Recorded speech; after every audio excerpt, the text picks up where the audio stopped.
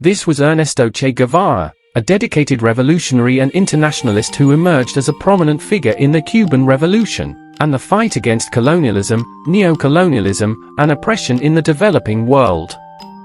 Throughout his life, Guevara remained committed to the idea of forming alliances with as many like-minded individuals as possible in the struggle against imperialism. It is for this reason that, in April 1965, amidst the unfolding Congo crisis, Che Guevara left for the Congo to support Lumumba's rebels, often referred to as Lumumbists, who were engaged in a battle against the established order in the Congo. The Democratic Republic of the Congo plunged into turmoil shortly after gaining independence from Belgium in 1960. This crisis worsened following the overthrow and subsequent assassination of the country's first elected Prime Minister, Patrice Lumumba, in January 1961. In 1964, a new rebellion began in the eastern Congo led by armed fighters known as Simbas, spreading across the region. Ironically, Moïse Tshombe, who had previously led Katanga's secession from the Congo, was appointed prime minister with the objective of quelling the rebellion and other regional uprisings. The Congo situation became an international political crisis due to the Cold War rivalry between the United States and its allies, and the Soviet Union and its allies. A group of radical African states, including Algeria and Egypt, pledged support to the Congolese rebels fighting against the government and called on others for assistance. The Cuban government, under Fidel Castro, announced its commitment to this cause. This is where Ernesto Che Guevara's involvement begins. Ernesto Che Guevara, a prominent communist figure in the Cuban Revolution, was born in Argentina in 1928. After completing his medical studies, he became politically active in Argentina, Bolivia, and Guatemala. In 1955, he met Fidel and Raúl Castro in Mexico and joined their efforts to overthrow the Batista government in Cuba. When Fidel Castro came to power in 1959, Guevara held important positions within the Cuban government. He played a key role in shifting Cuba's trade relations from the United States to the Soviet Union. In December 1964, Fidel Castro sent Che Guevara to represent Cuba at the United Nations General Assembly in New York. There, Guevara delivered a widely publicized speech denouncing the involvement of the United States government in the Congo and other African regions. He also highlighted the role of the United Nations in Lumumba's demise, and accused Western imperialist countries of supporting white supremacy in Africa and maintaining control over the Congo's valuable mineral resources. Throughout his life, Che Guevara believed in forming alliances with those fighting against imperialism. In line with this ideology, he embarked on a mission to support the Congolese rebels, aiming to strengthen Cuban relations with radical African governments and liberation movements. Guevara left Cuba in December 1964, traveling to various African nations, including Ghana, Algeria, Congo-Brazzaville, Egypt, and Tanzania. In Tanzania, Guevara met Laurent Desire Kabila, a young Congolese rebel leader who impressed him with his clear and resolute presentation of the situation in the Congo. Kabila's focus on combating Western imperialism resonated with Guevara's ideals. During this encounter, Guevara promised to provide 30 instructors to train Congolese rebel forces, with the condition that these instructors be of African descent to avoid arousing suspicion of Cuban involvement. Guevara also met with Gaston Somialat, another Congolese rebel leader, in Cairo, Egypt. Somialat sought fighters and financial aid for the Stanleyville Front in the Congo. During these interactions, Guevara discussed his plan to export the Cuban revolutionary model to the Congo.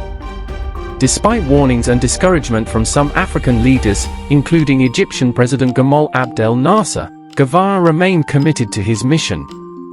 He aimed to establish a Cuban-led military training center in eastern Congo, where revolutionaries from various African countries could receive training and return to their homelands equipped with valuable combat skills. Before departing for the Congo in April 1965, Guevara underwent a physical transformation to make himself unrecognizable even to former comrades. This secretive mission involved Guevara leading a selected group of predominantly black Cuban soldiers to support the Congolese rebels, while avoiding detection. The secrecy of their mission was further enhanced by planting false reports about Guevara's presence in the Dominican Republic, diverting attention from his actual destination and activities. This covert operation aimed to provide support and training to the Congolese rebels in their fight against imperialism and oppression. In the meantime, Che Guevara entered Tanzania under the alias Ramon Benitez and later adopted the code name Islam de Gea for this particular mission. The primary rebel group that Guevara had chosen to support operated in the mountainous regions along the western shore of Lake Tanganyika, led by Laurent Kabila. When Che Guevara arrived in Tanzania in April 1965 with the intent of entering the Congo, his presence remained undisclosed to the rebel leaders. By keeping his arrival a secret, Guevara prevented them from organizing the rebel forces in advance for his integration into the Congolese struggle. At that time, Kabila was in Cairo, along with other members of the Congolese National Liberation Council, CNN, striving to address political divisions within their movement.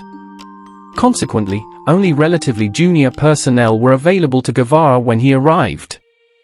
Nevertheless, on April 22, 1965, Kabila summoned a secret contingent of around 100 Cuban soldiers to assist the Congolese rebels. This group departed from Dar es Salaam, traveled south, and established a supply base in the lakeside town of Kigoma, near Ujiji. They crossed Lake Tanganyika by boat and arrived in the Congo on April 24. During their journey to the main base, they encountered challenges, particularly on the roads controlled by Captain Michael, a notorious mercenary loyal to Joseph Mobutu, the head of the Congolese army. It's fair to say that Che Guevara's mission in the Congo faced numerous obstacles right from the outset. One of the fundamental issues was the division within the Cuban group he brought along. Initially, the Cuban forces sent to the Congo consisted solely of black Cubans to avoid suspicion, but this decision backfired as it caused Che Guevara to be seen as an outsider within his own group of soldiers. The Cubans faced another significant problem: they lacked faith in the success of their mission. They had undergone training in Cuba, unaware of their eventual destination, and were unprepared for the challenging Congolese terrain. This lack of preparation, motivation, and confidence posed substantial hurdles. Furthermore, the Congolese rebels themselves were deeply divided. Different leaders and tribes controlled territories in the central and eastern parts of the country, resulting in multiple fronts and internal strife. The revolution faced not only external opposition but also internal discord, significantly undermining its prospects. Che Guevara's guerrilla tactics, such as hit-and-run warfare, directly conflicted with the African worldview and traditions. The Congolese rebels resisted digging trenches because they considered them as holes for the dead. Additionally, their reliance on dawa, magic potions prepared by witch doctors, caused confusion and panic among their ranks. This spiritual aspect, unfamiliar to Guevara and his Cuban troops, led to misunderstandings and further division among the Allied forces. Guevara's relationship with key rebel leader Laurent Kabila deteriorated over time.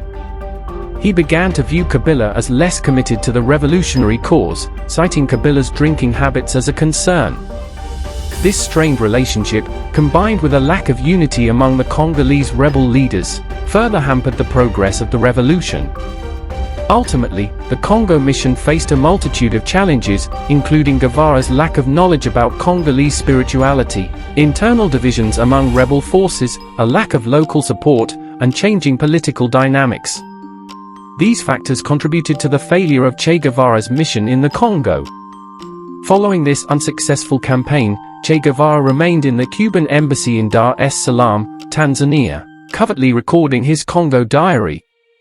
He later retreated to Prague, Czechoslovakia, where he began planning his final campaign in Bolivia, which commenced in October 1966.